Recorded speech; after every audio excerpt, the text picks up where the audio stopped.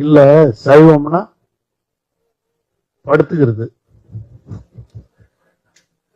வைணவம்னா நின்னுங்கிறது. நின்னுங்கடா அஞ்சு படுத்து. சைவம் வைணவம் ஆரம்பிச்சு ஏதோ சொல்ல போறாரு அப்படின்னு பார்த்தா அவ்வளவு ஒரு கேடுகட்ட கேவலமான ஆக்கங்கட்ட பேச்சு. முக்கியமா திமுகவுக்கும் பொன்முடிக்கும் எதிராக தமிழ்நாட்டு வீர பெண்கள் திரண்டு நிக்கிறாங்க.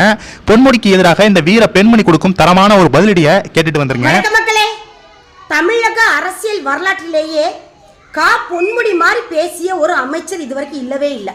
நம்ம யாரும் பார்த்துருக்க மாட்டோம். சைவம் வைணவம் ஆரம்பிச்சு ஏதோ சொல்ல போறாரு அப்படின்னு பார்த்தா அவ்வளோ ஒரு கேடுகட்ட கேவலமான ஆக்கங்கட்ட பேச்சு. பொது மேடையில் பெண்கள் இருக்காங்களா அப்படின்னு ஊர்ஜிதப்படுத்திட்டு இருக்காங்கன்னு தெரிஞ்சதுக்கு பின்னாடியும் அவர் பேசுகிற வார்த்தைகளை காது கொடுத்து கேட்க முடியல. அவ்வளோ ஒரு கேவலமான பேச்சை பேசியிருக்கார். இவரெல்லாம் தமிழக அமைச்சரவையில் தொடர்ந்து பயணிக்க தகுதி இல்லாத ஒரு நபர்.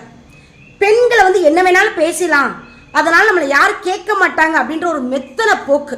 இவர் பேச்சில் பேசலாம் கேட்கும்போது இவருக்கா வாக்களித்தோம் நம்ம தொகுதி மக்கள் அப்படின்னு அவருக்கு வாக்களித்த தொகுதி மக்கள் ரொம்ப வருத்தத்துக்கு உள்ளாகிறாங்க.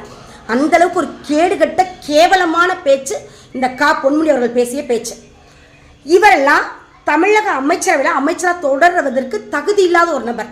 வனத்துறையில் வச்சிருக்கிற மாதிரி இவர் வனத்தில் வாழக்கூடிய 5 ஜீவன்கள் போல பேசியிருக்காரு. கண்டிப்பா இந்த வீடியோவை பார்த்திருப்பீங்க. தொடர்ந்து திமுகவுடைய அமைச்சர்களுடைய இந்த பேச்சு நாகரிகமற்ற கேவலமான பேச்சு.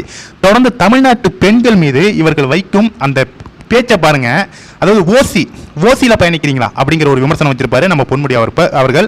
அது மட்டும் இல்லாம தற்போது விலைமாதவி மேற்கோள் காட்டி வைணவம் சைவம் அப்படின்னு ரொம்ப கேவலமான அருவருப்பான ஒரு வார்த்தையை உபயோகப்படுத்தி திரு பொன்முடி அவர்கள் பேசியிருப்பாரு. அவருக்கு மரியாதையை நம்ம திருநே சொல்லக்கூடாது.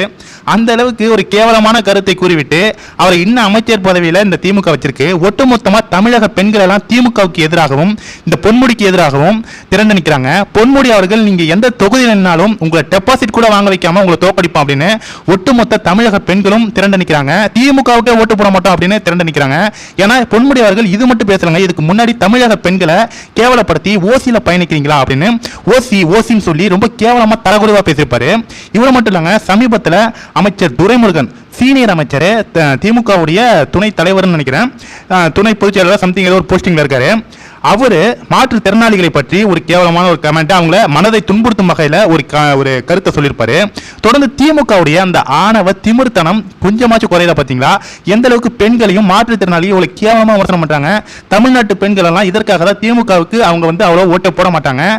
ஏடிஎம்கேக்கு மட்டும் தான் அவங்க எல்லாம் ஓட்டு போட்டுருந்தாங்க. தொடர்ந்து ஜெயலலிதா இருந்த வரைக்கும் திமுகவை 10 வருஷம் ஓரமாக உட்கார வச்சிருந்தாங்க. ஆனால் தொடர்ந்து இப்பொழுது தமிழக பெண்களே ரொம்ப மனம் வருந்தாங்க. நாங்கள் தெரியாதனமா திமுகவுக்கு ஓட்டு போட்டோம், இனிமே இந்த தப்பை செய்யவே மாட்டோம், எங்களை ரொம்ப எந்த அளவுக்கு கேவலப்படுத்த முடியுமோ அந்த அளவுக்கு கேவலப்படுத்திருக்காங்கன்னு திமுகவுக்கு எதிராக தமிழக பெண்கள் எல்லாம் திரண்டு நிற்கிறாங்க. அமைச்சர் பொன்முடி அவர்களுடைய இந்த கருத்துக்கு அவரை கைது செய்ய வேண்டும். அவர் கைது பண்ணாலும் அதற்கு தகும் அந்த அளவுக்கு ஒரு மோசமான கருத்தை தெரிவிச்சிருக்காரு. கண்டிப்பா இந்த வீடியோவை எல்லாருக்குமே ஷேர் பண்ணுங்க. முக்கியமா தமிழ்நாட்டு பெண்களுக்கு சென்றடி முறை ஷேர் பண்ணுங்க. அவருடைய அந்த பேச்சு நீங்க பாத்தீங்கன்னா கண்டிப்பா உங்களுக்கே எந்த அளவுக்கு கேவலமான பேச்சு பேசிருக்கான்னு தெரியும். கண்டிப்பா இந்த வீடியோ எல்லாருக்குமே ஷேர் பண்ணுங்க ஃப்ரெண்ட்ஸ்.